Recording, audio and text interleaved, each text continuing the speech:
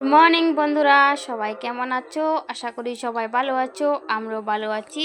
চলো আজকে দুটো তিনটা জিনিস নিয়ে এসেছি। তিনটা জিনিস কিন্তু খুবই উপকারী। আর কি কি জিনিস এনেছি আমি সেটা তোমাদের সাথে শেয়ার করছি। প্রথম চলো দেখে দিচ্ছি কিমি হইলে মানে পেটে কিমি হলে ছোটো বাচ্চাদের কী করা উচিত। চলো এখানে আমি দুটো না 4-5টা ছোটো ছোটো অনেক দিন আগে এনে আমি শুকিয়ে ডিবেতে ঢুকিয়ে রেখেছি। আর মাঝে মাঝে ওদের কিমি হলে আমি রাত্রে ভিজিয়ে রাখি, সকালে উঠলে পরে খালি ফাটে ওদেরকে খাইয়ে দিই, এরপরে মানে কিমি চলে যায়। আর এখানে দেখো আমি ভালো করে ধুয়ে পাতাগুলো ভিজিয়ে রেখে দিয়েছি। আর ভিজিয়ে আমি একটু একটা বাটি দিয়ে ডেকে রাখবো। বেশি না 2-4 বা 4-5টা পাতা ছোট ছোট দিয়ে ভিজিয়ে রাখতে দেবে হবে। আর সকালবেলা খালি পেটে মুখ ধুয়ে আসলে পরে খালি পেটে খাইয়ে দিলে বাস হয়ে যায়।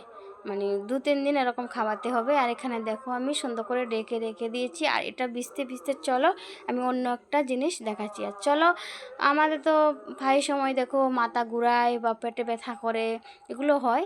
তার জন্য এগুলোর জন্য কি করা উচিত চলো এটাও দেখাচ্ছি। আর এখানে দেখো একটা বাটি নিয়েছি, 1 চামচ তেল নিয়েছি, আর 1 চামচ না হাফ চামচ মানে তোমরা চাইলে আরও বেশিও দিতে পারো। আমি একটু করে দেখিয়েছি কেন আমাদের ঘরে আমি প্রায় সময় এটা করি, তাই আমার যেটা জানা ছিল সেটা তোমাদের সাথে শেয়ার করে দিলাম।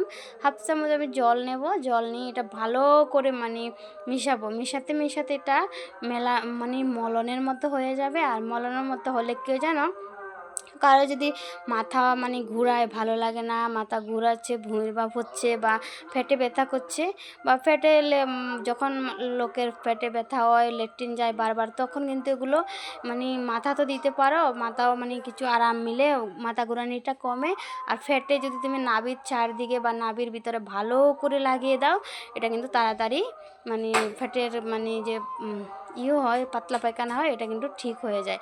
আর ডাক্তারি ওষুধ তো আমরা সবাই খাই, তাই কিছু মানে ডাক্তারি ওষুধের আগে কিছু গড়ে নিজের উপকরণ দিয়ে কিছু ট্রাই করতে হয়। কেন হলে জানো, তাহলে কিছু ওষুধ খাওয়া থেকে মানে বাঁচানো যায়। আর চলো এখন আরেকটা আমি মানে দেখাচ্ছি। আর এখানে নিয়েছি আমি 1 চিমটি মানে লবণ আর 1 চামচ মানে চিনি নেব। আর নিয়ে 1 গ্লাস জলের মাঝে আমি দিয়ে দিচ্ছি। দেখো 1 গ্লাস না, কারণ আমি কমে নিয়েছি, এটা আমি আজকে খাবো।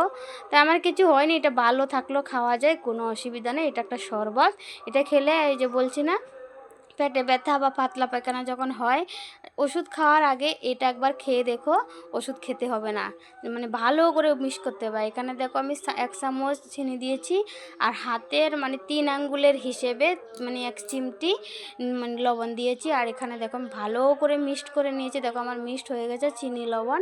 আর এখন কিন্তু আমি নিজে খাইয়ে নেব। এটা কিন্তু মানে পাতলা পায়খানা হলো না হলো মানে যে কোনো মানে সব লোক মানে সব মানে সময় ভালো থাকলেও খাওয়া যায়, শরীরটা খারাপ থাকলেও খাওয়া যায়। আর এখানে দেখো আমার এটা হয়ে গেছে। আর দেখো আমি পুরোটা এখানে আমার পাতাগুলো ভিজে কালার এসে গেছে। এখন আমি ওরা ঘুম থেকে উঠলে ওদেরকে 1 চামচ খাইয়ে দেবো। এরপরে মানে যদি এটা থাকে তাহলে চলে যাবে। আর এটা কিন্তু ভালো শরীরেও খাওয়া যায়, কোনো অসুবিধা হবে না।